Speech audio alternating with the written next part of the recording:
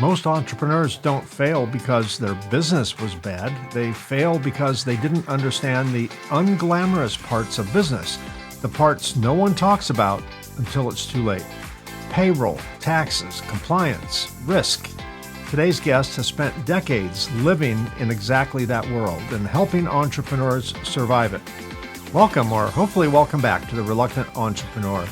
My guest today is Charles Reed, a CPA, author, and founder of GetPayroll.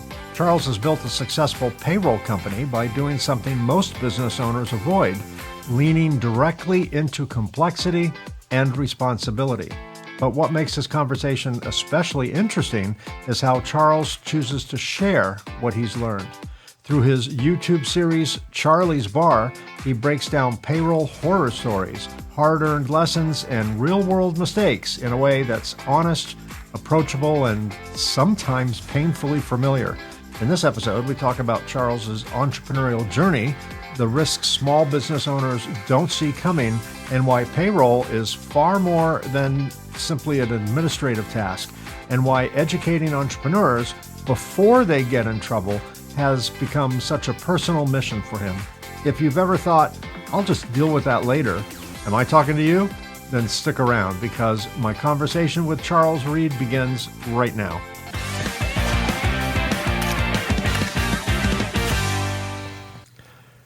Charles, welcome to the program. I'm glad you're here, and I'm looking forward to our conversation. Mike, thank you for having me. It's a pleasure to be with you. Well, let's kind of start at the beginning. We'll go back in the Wayback Machine, in our time machine. You've been an entrepreneur for decades. And you're still here. You're still this side of the dirt. Amazing, right? Considering the odds. Take us back to the moment you first realized that you wanted to build something of your own. How'd you get there? Well, I'd grown up in a family business. My father was an entrepreneur. I did not choose to go into business with him for numerous personal reasons that he agreed with. Win-win on both sides, right? Exactly. So I did my time in service, did my college, got my MBA and my CPA, went to work in the corporate world. And in my early 40s, I realized I was never going to run a corporation. I did not have the political skills to get to the top in major corporations. I was unwilling to stab people in the back and toss them off the ladder. So if I was going to run a company, I was going to have to start my own. So in my early 40s, my wife and I started our own business. Basically, I hung out my shingle as a CPA and expanded that into payroll. And this was in 91 when we started, and we've been rolling ever since. I got to ask you about Charlie's Bar. I've never seen a CPA as cool as you standing in front of what appears to be a very real bar. I don't know if that's a green screen effect or if you just go down to your buddy's bar and say, "Hey, I'm going to come before you open and film some stuff." But what led you to that particular theme of delivering what many might consider like, financial information, CPA, accounting? No one really can't wait for the next accounting lesson. So how did you do that? Why did you do that? And what do you think that particular method of advice delivers that traditional methods may miss out on? Well, the layout, the concept is basically from Cheers. Yes. But the bar is a real bar. It's the Old Crow down on Greenville here in Dallas. And the owner has been a client of mine for more than 30 years. He was more than happy for me to come down and use the bar one afternoon or several afternoons and film the series. Because I've helped him as an entrepreneur for 30 years and advised him. And he kind of got a kick out of the idea of using his bar as a backdrop for educational but fun videos.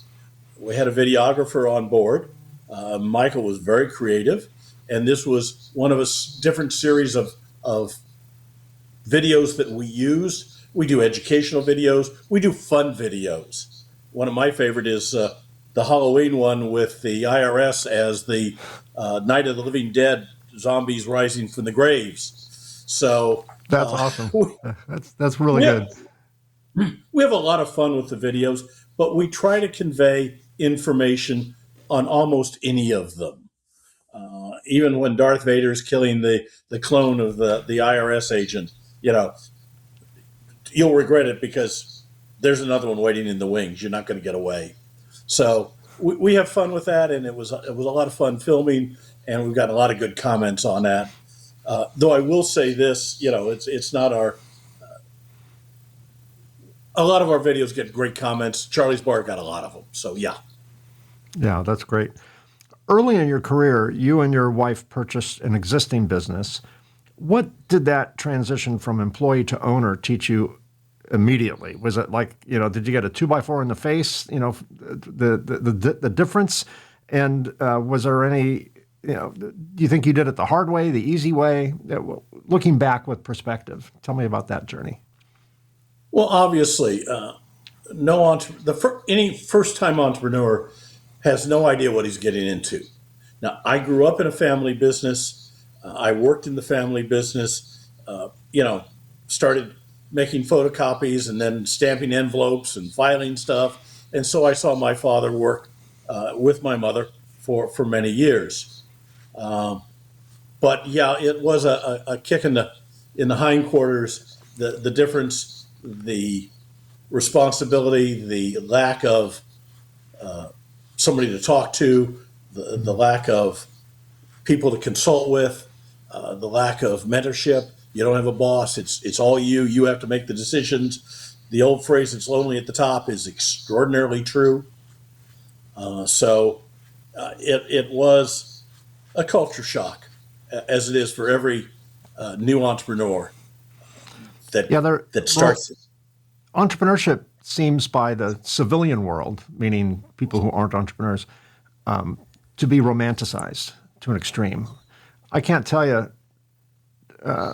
how many times my friends or even family has said to me, "You're so lucky. You get to be your own boss, and you can write your own checks, and you can buy things and charge them to the company and take vacations as long as you want." And I'm just like, what world are you living in? And I've said this on the show before, but when you're an entrepreneur, when you're a business owner, everybody and everything is your boss. You're reporting to your customers, your vendors, your employees, the government, the weather, and I'm in the tech world, so tech changes, things like that. I mean, I'm at the bottom of the pyramid in terms of the hierarchy of a company, and it's very different. And one thing you said, which really resonated with me, and it sounds from the outside like no way, but it can be very lonely to be a business owner, because if you talk to staff, they tend to have sometimes, anyway, an emperor's new clothes philosophy, where I come up with an idea, it could be a terrible idea, and everyone around me will go, "Oh my God, Mike, that's a great idea. No wonder you're the boss. Are you losing weight? Wow, you got a good head of hair." I mean, they just throw stuff at you that it's like, okay, stop talking. I remember my daughter, when she graduated college, came to work with me for a while, and it was great. I miss her. I mean, she started having our grandkids and all that, so she retired. But when she was there, I would come up with an idea, and I'd get the, "Oh my God, great idea, you're so smart, blah, blah, blah, blah." And then I'd look at her, and she wouldn't call me dad at the office. She called me MK, Mike Conrad, MK. She goes, "MK, that's the lamest idea I've ever heard." We're like, that's the truth right there. But you don't get a lot of that when you're, running a company as an entrepreneur. Unless you start hanging with a bunch of other entrepreneurs. We all get it, but the rest of the world just thinks somehow if we succeed, it came too easy, and if we fail, we failed, right? It's there's no win-win in that. It's kind of lose-lose in terms of perception.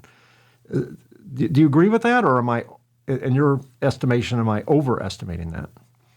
No, you're absolutely right. It is lonely. Even if my wife worked with me, it's still She's not the technical person, and I'm still the ultimate responsibility for all of that. I was at a panel discussion that I'd been invited to of entrepreneurs, and one of the budding entrepreneurs said, well, what about work-life balance? And I just cracked up, started laughing. And I said, for the beginning entrepreneur, there is no such thing as work-life balance. It's work all day, all night, 7 days a week, 365 days a year. Our vacations for the first 10 years were when we had to go to a CPE conference or whatever out of state for a couple of days. It was work, but we actually were away from the office. So that was our vacation. We didn't take a real vacation for over 10 years after we started the business. Right. And yeah, you're responsible to everybody. And you don't get to write your paycheck first.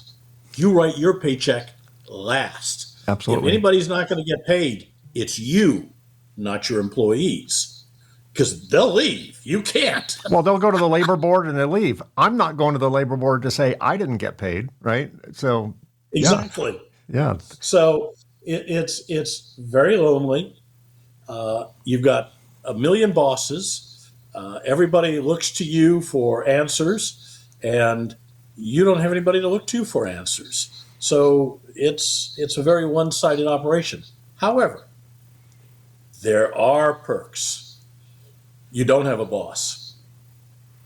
You don't have to operate on someone else's whim, on someone else's great idea. Right. You don't have to worry about it. If it's your great idea and it fails, well, it failed and it was your idea. It's not somebody else that you're going, God, that's the stupidest thing I've ever heard of, but he's the boss, so I'm going to have to do it. So, right. Yeah, and you're not going to get from your employees real feedback. I work at it.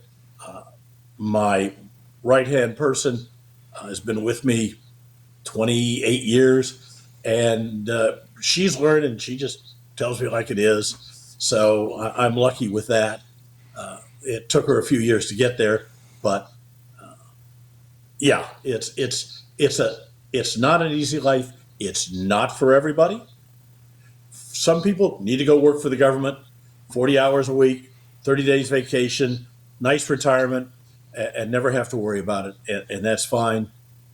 That's great for those people. I can't do it. I love being an entrepreneur.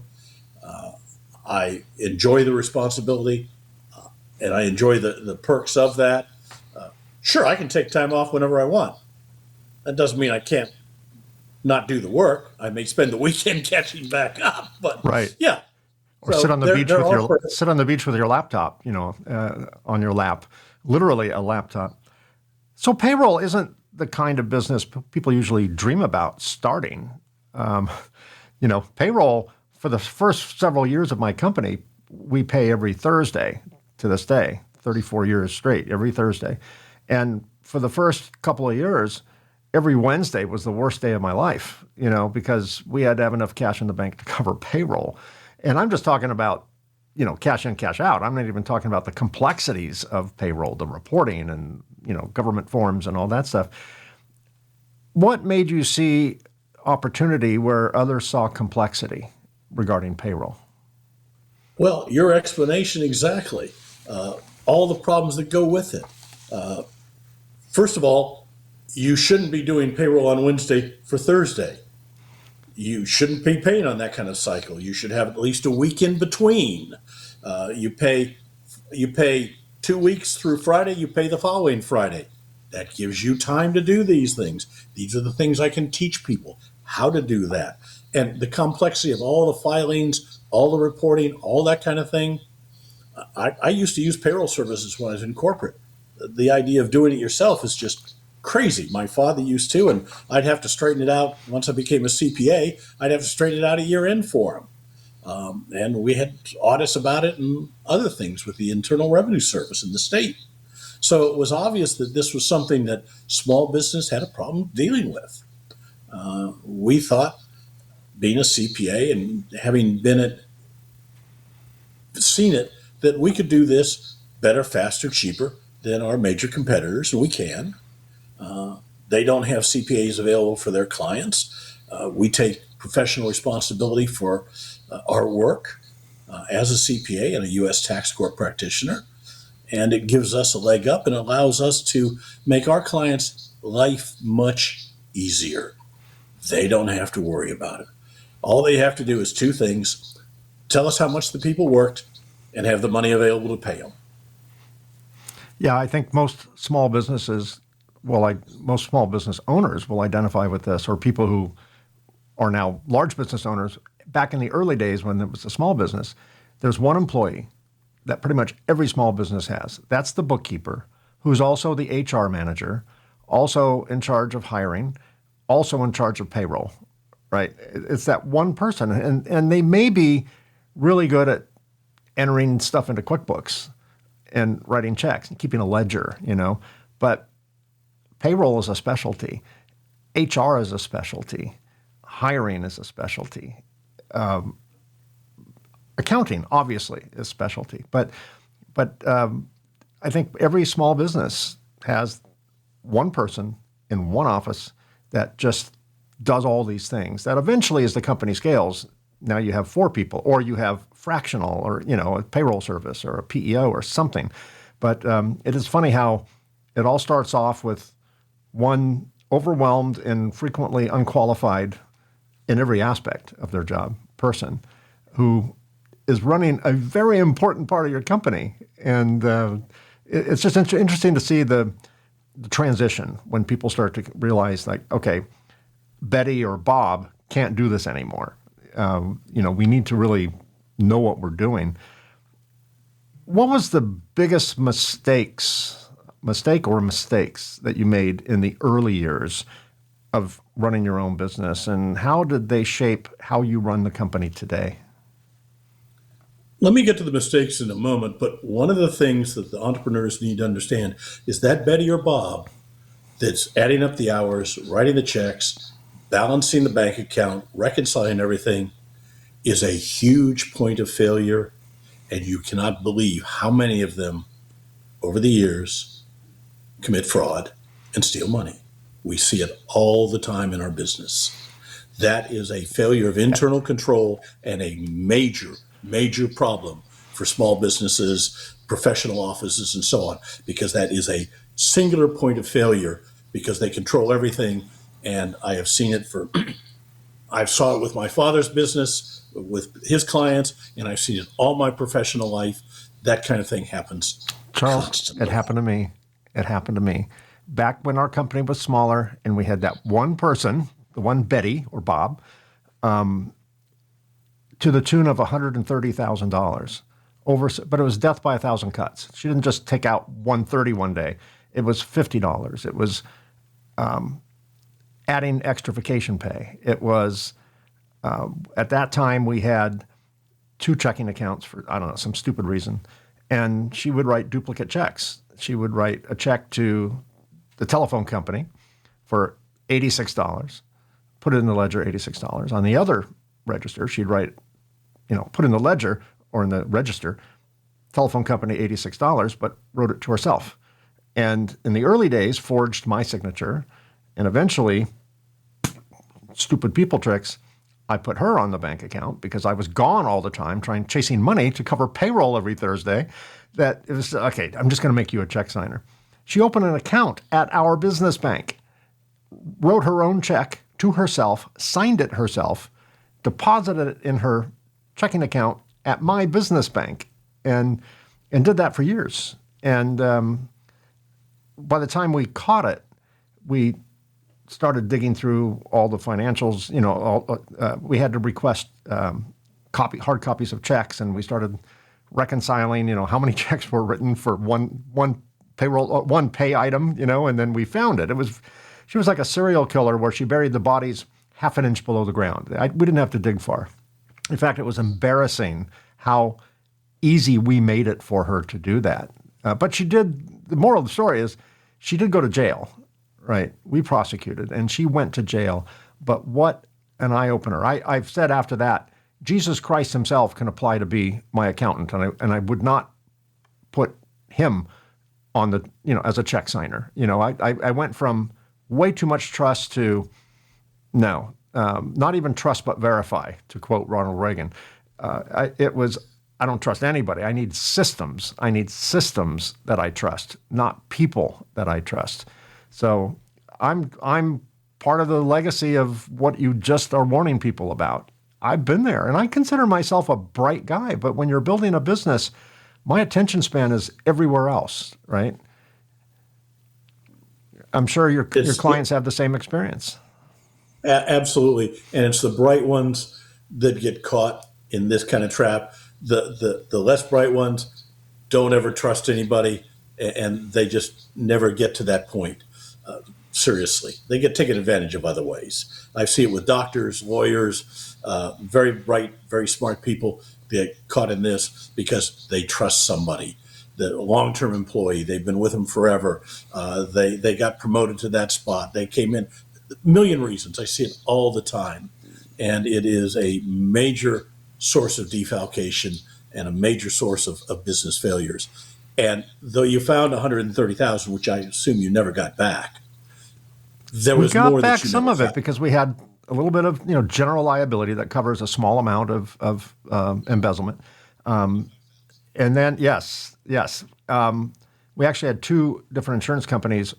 One, we switched insurance companies, so we had 25 and 25, and then we went to our CPA, who was not auditing but reviewing the books every month and helping her reconcile.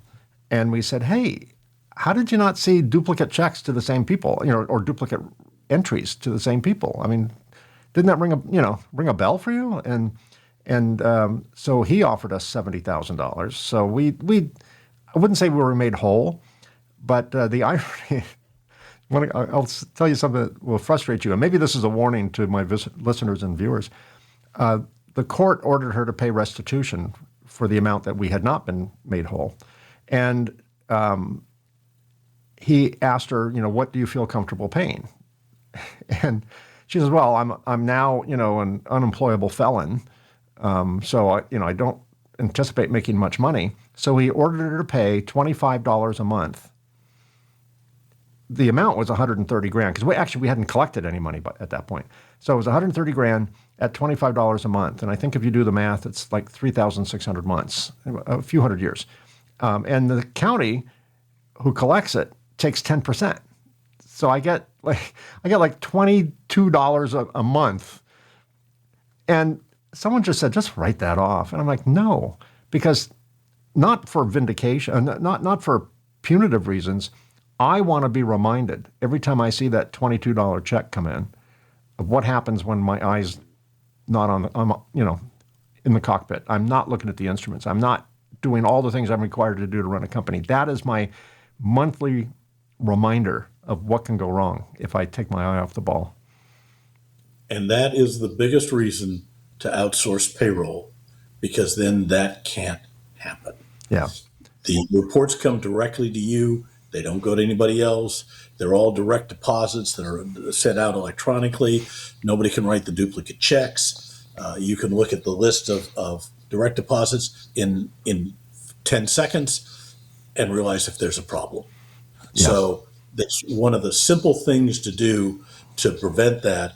You could have been spending $30 or $40 a month on payroll and saved you all of that. The payroll portion, the AP portion, that's on you, and you're very lucky the CPA did anything. It came out. I'm sure it came out of his E&O policy, because he never claimed he'd find any of that for you. No CPA does. No. So you were very lucky there. Believe me, I'm a CPA, and I've warned clients that this is going on, and they don't believe me. They say, no, I trust this person. I go, no, I pulled the IRS accounts. You haven't made any payroll tax deposits in 2 years. When you gave me the power of attorney, when we started this, I checked that, and there's been no tax deposits. Oh, there must be some administrative problem. I don't believe that's true. Yeah. And I had one client who fired me because I insisted that he had been cheated, and he wouldn't believe me, and terminated our contract. About 18 months later, his bookkeeper went to jail. Yeah, well, He there's never a called me. He never right. called me and said, "Hey, Charles, you're right." Yeah, I was too embarrassed, I'm sure. That's an ultimate shoot the messenger. So I'm not going to let you off the hook. The premise of the question, I admitted to a mistake. It's your turn. What were the biggest mistake, the biggest mistake or mistakes you made, and how did that shape how you run your company today? I had started and I was running it like I thought I should, and I was working in the business, not on the business, and I became very frustrated. And a friend of mine, another payroll company, said, "Here is a book." He gave me the book. Um, it's Michael Gerber's The E-Myth Revisited.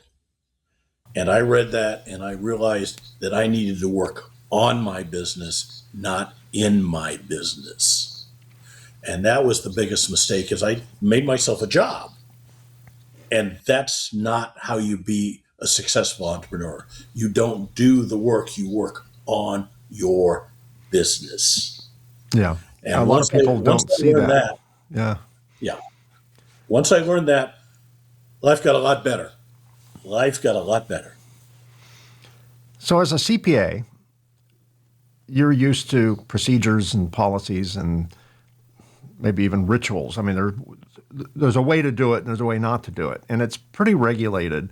How did your background as a CPA help you, and where did it not help you as an entrepreneur? Well, again, I knew how to do things, but I had not written policy and procedure manuals. And I was looking at the error rate for my people doing payrolls, and it just was terrible. So I sat down and I started writing procedure manuals. And that is now a ritual with us, is every time there's a problem, we analyze it, we look at our procedure manual, and we update our procedure manual to make sure that problem doesn't happen again. We have a very detailed procedure manual for processing payrolls. Literally, you could bring in somebody of requisite intelligence, give them the manual, and they could do the payroll from scratch, even if they've never done one. Now, it might take them 2 days because they'd have Right. to be reading the manual. The second one would take them half a day. The third one would be an hour. And, after a couple of weeks, they'd kick them out every few minutes. But everything is detailed out so we don't make mistakes. One of the first things we did was we put in checklists. And it was to create a payroll done as if I had done it as a CPA. And each step was signed off on. And I told people, if something goes wrong, we'll fix it. But if you sign off that you did a step on that payroll and you didn't do it, you're fired. Yeah. I used to fly airplanes, Charles, and we're trained to follow checklists. And I'm an aviation geek, so I watch a lot of aviation videos, and I have some friends who are commercial pilots. And what strikes me is, say you have a seasoned captain, a couple years away from retirement. He's been flying a 777 since the 80s. He's got 30,000 hours on that type. Every time they fly, they go through the same checklist. He's probably got it, or she's probably got it memorized, right? It's muscle memory at that point. They still go through the checklist. And if that level of intimacy in your job still relies on checklists, imagine a business owner in the new days, with no muscle memory and frequently incorrect responses to things, emotional responses, whatever the case may be. I'm a huge fan of, we call them SOPs, standard operating procedures. And when I first started the company, we were very tribal. Just here, I'll show you how to do it. And then, if my level of proficiency was a 10, I would show someone how to do it, and they would be an 8. And then they would eventually show someone how to do it, and they're training them to be a 6. And it was a devolving level of proficiency. The thing about an SOP or some type of procedures and things like that is, if that's a 10, if they follow it, you're always going to produce 10 work, right? And if you're producing 9 work, either someone's not following it or you need to change the procedure. And but we didn't get that slow disintegration of quality and reliability because the checklist was our anchor, our North Star in that particular environment. And it's the last thing I wanted to do when I started the company was write checklists, because I knew, like what, I can either do it or I can put all these hours into creating something so that someone else can do it. It was just faster. And it was very short-term thinking. It was, if I had to do something else within the next hour, it was the right choice. Okay, I can spend 10 hours or 1 hour. I'm just going to do the 1 hour approach because I need to do something that's equally important, if not more, the next hour. But it is not a long-term vision. It's not sustainable, and it will crash. And that crashed on us with accounting, and could have crashed in many other ways too, made it even worse. So I'm a total fan of procedures and following them and refining them as things change. Many entrepreneurs, Mike, I'm also a pilot, a private pilot. Yeah. So I understand that the checklist just became when I became a pilot later. But my instructor, if we get interrupted in doing the checklist, something would happen. We would start over. Start yes. at the top. Yeah. You don't try and go back to where you left off, because you may not get that right point.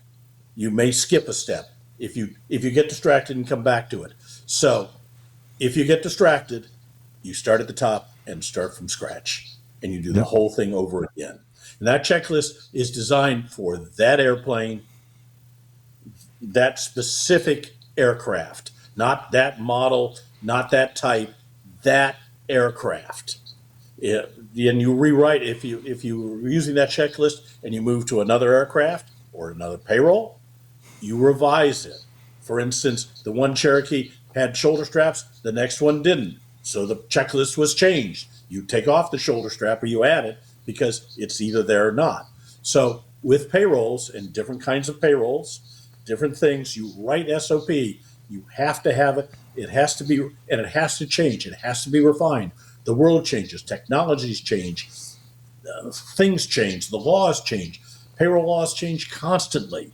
So all this has to be in your SOP, as you're saying, and it has to be refined and updated constantly. And that allows you to lower your error rate so everybody is doing 10 work because they're following SOP that's written by somebody who understands it intimately but doesn't have the time to do all of it. I can't do all the payrolls that we process. In the beginning, I did them. Right. Okay? So I didn't need procedure because I did them as a CPA would do them. But you're right. You teach an 8, who teaches a 6, who teaches a 4, and the error rate goes through the roof. Yeah, absolutely. But if you teach them to a 10 SOP and hold them to that and insist that they follow that.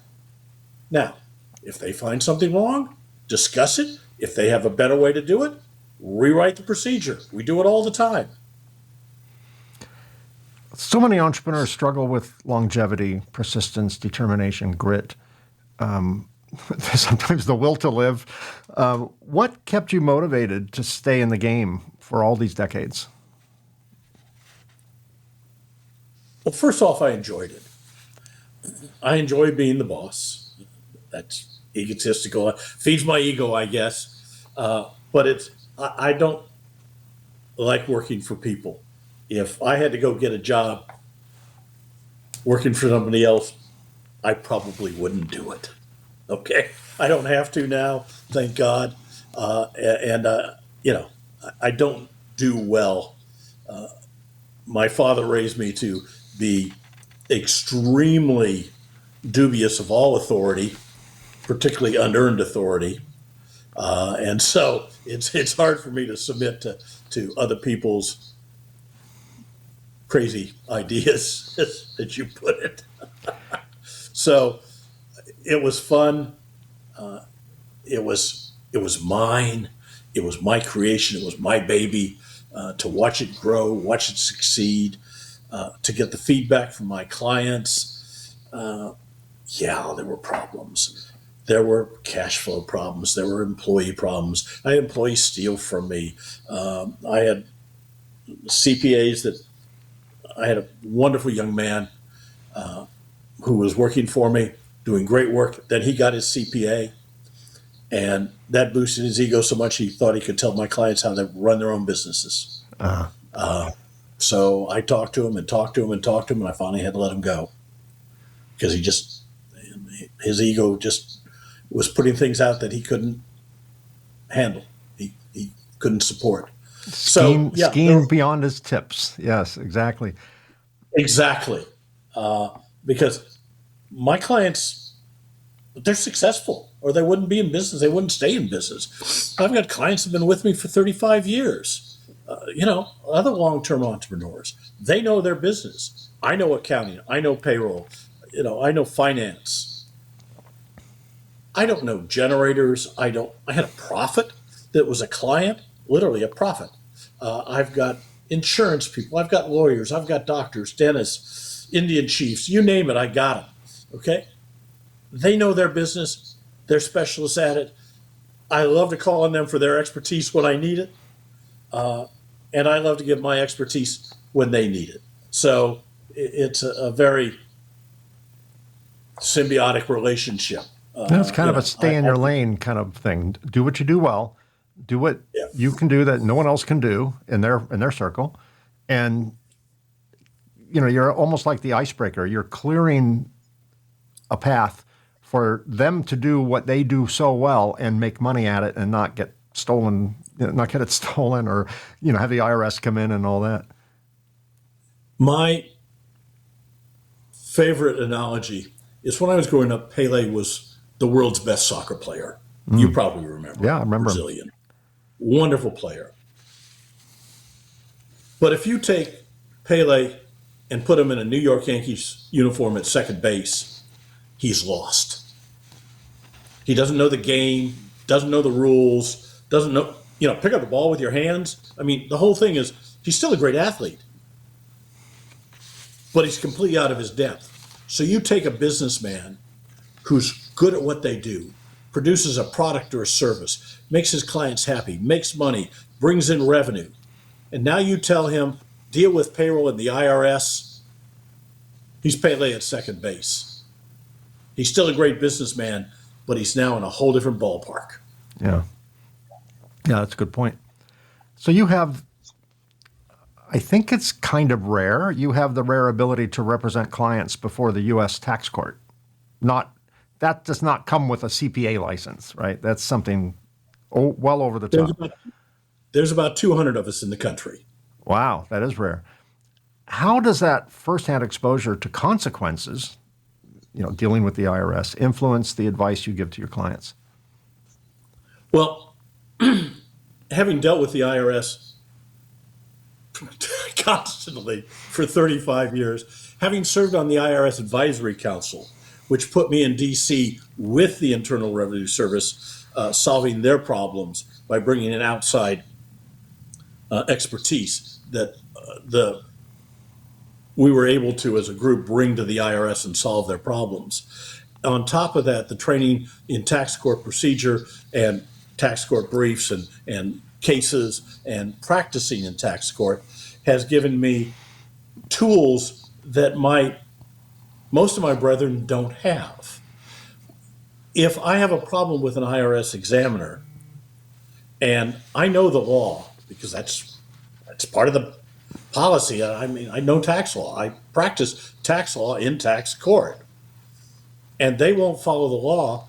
I will dummy up a tax court petition or a tax court brief and send it to the examiner. And when he takes that to his boss, who looks at it and goes, shit, we're going to have to put up with this because if I take it to tax court, it's going to come back to them in a way, and they're going to be held responsible for putting the IRS into tax court. And they don't like that. So on top of that, it allows me to get an entire new bite at the apple for my clients.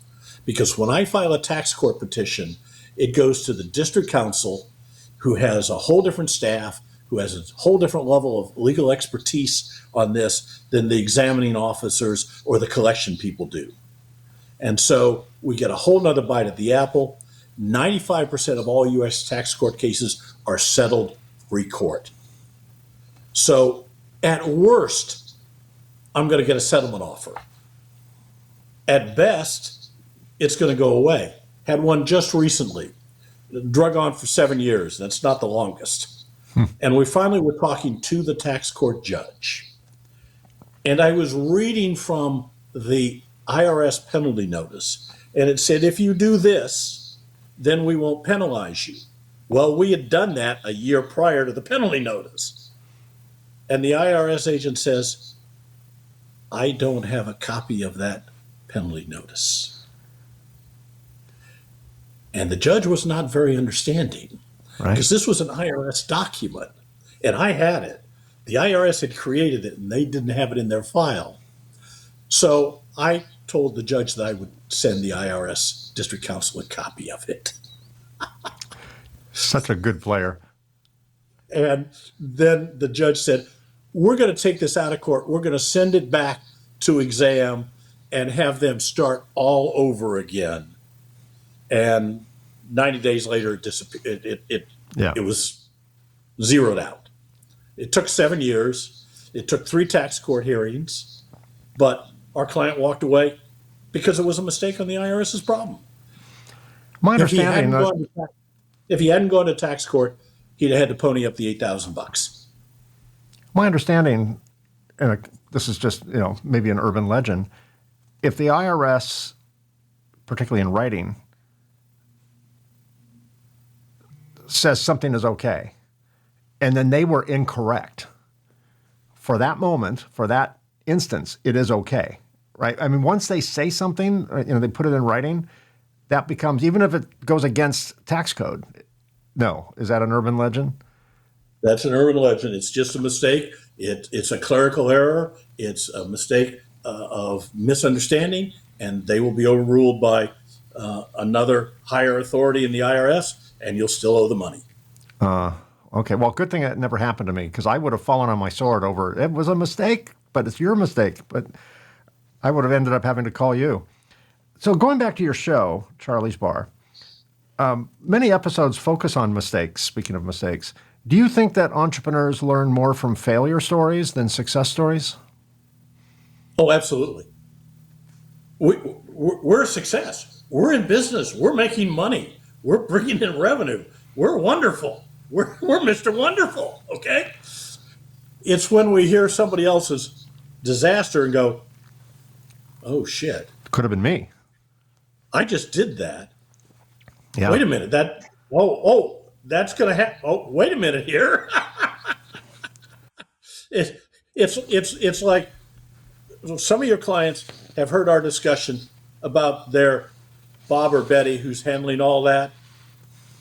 Some of them are going to go look at it tomorrow and dig into that, and they're going to realize that their Bob or Betty is a felon. Okay? They learned from your failure and my failures. There'll be people who go, let me go get the E-Myth revisited. Let me talk about working on my business, not in my business. You learn from failures. We learn from failures when something goes wrong. When the error rate went up, I learned I needed to put in checklists. Okay? I didn't need them, but my employees did, because they didn't have the same expertise I had. So I had to train them in it to develop them. Frankly, now my ops manager is better doing payroll than I am by far. But that's experience and training and knowledge and expertise that he's picked up over the years. So, yeah, we learn from our mistakes and from others. Charlie's Bar has lot of episodes. If you could mandate one episode of Charlie's Bar for every new entrepreneur, which topic would it cover and why? Oh Lord, I don't remember them all anymore.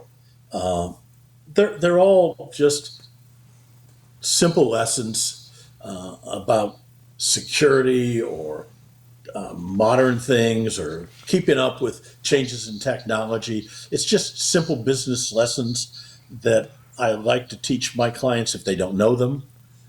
Some of them know them, some of them don't. So these are things I've just picked up over the years that are fun. They're only a couple of minutes long. The whole series will take you less than an hour. So enjoy. What feedback from viewers, you mentioned people leave comments, what feedback from viewers surprised you the most, and did it change how you approach the series?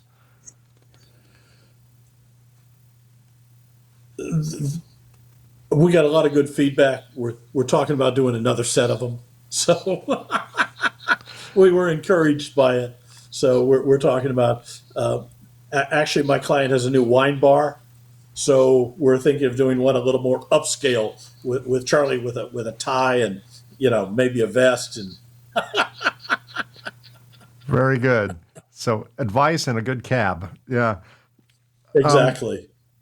From your perspective, when does DIY payroll, like pretty much every entrepreneur will start doing, in the early days, cross the line from frugal to dangerous?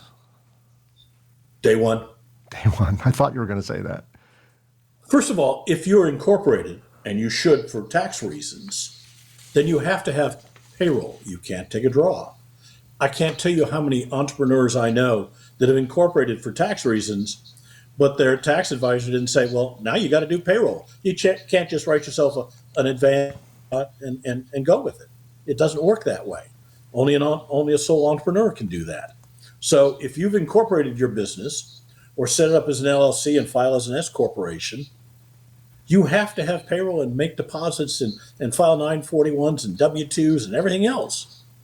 You'd be amazed how many small businesses don't do that, and they're in violation of the law already, starting the day they start. So it's just not worth it. If you file that report or make that deposit 1 second late, there's a penalty. Yeah. And you don't know what they are. The biggest mistakes are not knowing what to deposit, when to deposit it, what to file, when to file it. If you know all that, well, you're way ahead of most of your entrepreneur friends. And then you got to remember to do it. I can't tell you how many times I've come to a client and there'll be a check to the IRS stuck in the drawer that wasn't mailed, wasn't deposited. Oops. Sorry, you got a penalty. And, we can talk our way out of the first one, but the third or fourth one, we're not going to get. We're not going to get them abated. I'm sorry. Yeah. Going back to the draw, that's a very common perception that, particularly in the early days, you just take a draw, right? And as opposed to going on payroll. I've heard of some of people I know are doing a combination of both. Say they're an S Corp or a C Corp, and they're on payroll and a draw. Does that alleviate it, or is a draw just not appropriate under any circumstance as a corporation? Okay. As an S corporation, you can take dividends. Okay, I'm using the wrong term then. Maybe it's just a dividend.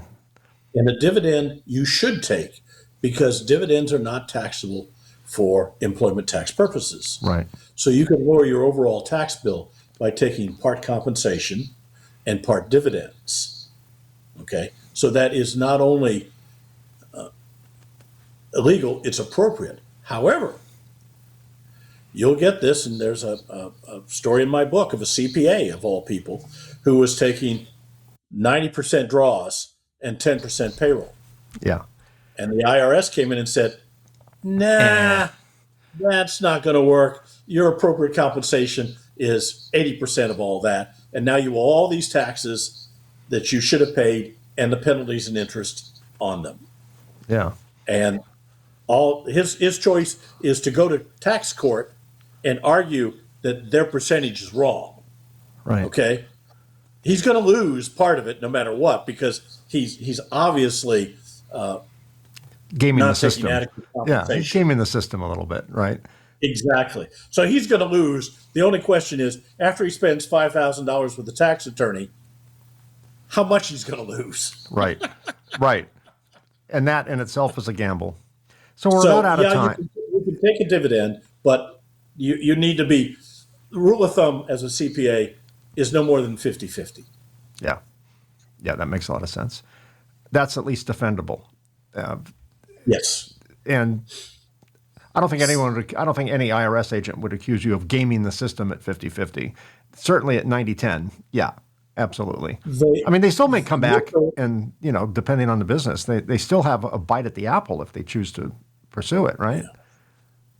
Yeah. Mike Mitchell, who was a senator years ago, tried to get through a law that 80% was the minimum, that you could only take 20% dividends. It failed. The legislation never got through, but that was a position that the IRS was taking at that point, and they wanted it codified. Right. I've never seen them argue about 50-50, but 90 dividends, 10 compensation. Yeah. You're waving the flag in front of the bull. Game on. Yeah. We're about out of time. So here's my last question for you. How did you define success when you first started your company, and how do you define it today? Success in the beginning was cash flow. If my cash flow was positive, I was a success. Okay, because I could stay in business. Success now is far more personal, because we've been in business 35 years. We're not going anywhere. It's being happy with what I'm doing. It's enjoying what I'm doing. I'm getting close to the end of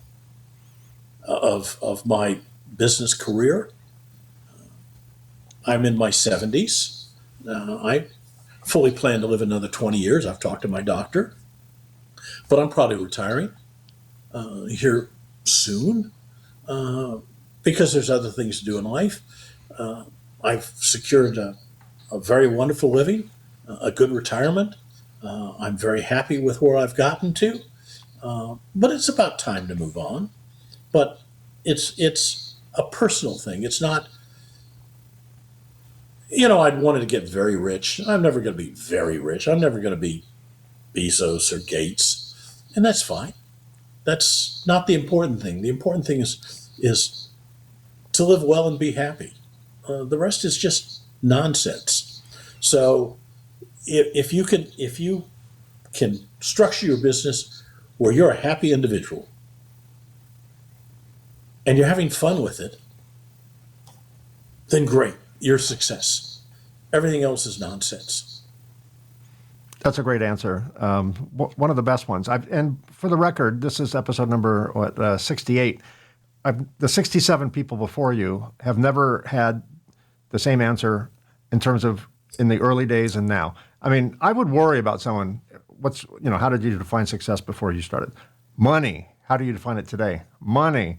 I've never heard that. It usually is something quite up the ladder, higher amplitude, freedom, happiness, balance, all that. And obviously money paves the way for that. So, but I think money is the result of doing things that you love to do. It is not the drive, because I could probably make more money doing 20 things I hate that I just happen to know how to do, but I would be miserable. I would have to spend the money on shrinks and booze or something, just to live another day. So yeah, I love your answer. For my audience who would like to get more information on Charles's company, I will have that in the show notes. If you're watching this on YouTube, look down here and where it says see more, and that information will be there. And if you also would like to join Charles in the bar, soon to be a wine bar, but right now a spirits-oriented bar, I will have the link to Charlie's bar in the show notes as well. If you're listening to this on your favorite podcast app, then look at the show notes within your podcast app, and all that information will be there as well. Charles Reed, Charlie's Bar, thank you so much for your wisdom and sharing your journey with me. And I really appreciate the knowledge you have. And for my guests, also, if you need someone really good in tax court, there's only 199 others in the entire country. So he's one of them. He's number 200, or maybe he's number one, and there's 199 others past him. But either way, information on Charlie's company will be there, and you can reach out to him through his company, and he'll stand next to you in tax court, I guarantee. And if you use my name, you'll save $1, and I'll provide the first buck. But Charles, thank you so much for your advice and sharing your journey. I really appreciate it. I know my audience will get a lot out of it. Mike, it's been my pleasure. Thanks for having me. And that's a wrap. Here are some final thoughts. One of the biggest takeaways from my conversation with Charles Reed is this: entrepreneurship isn't just about vision, passion, or growth. It's about responsibility. Payroll, taxes, and compliance may not be exciting, but they are unforgiving. Ignoring them doesn't make them go away. It just delays the consequences. What Charles has done so well, both in his business and through Charlie's Bar, is make those realities visible without fear-mongering.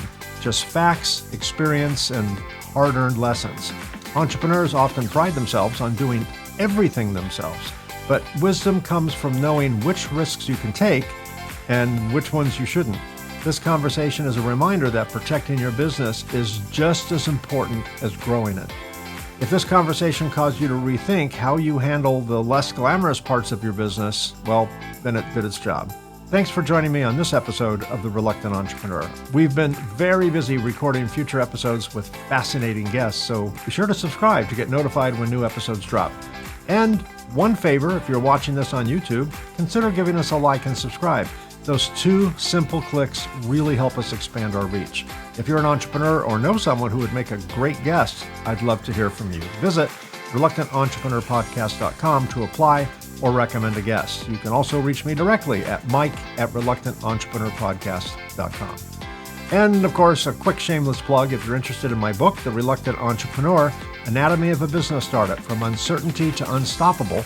It's available in paperback and Kindle on Amazon, and as an audiobook on both Audible and Amazon. Thanks again for listening or watching. Until next time, be unstoppable. I'll see you again soon.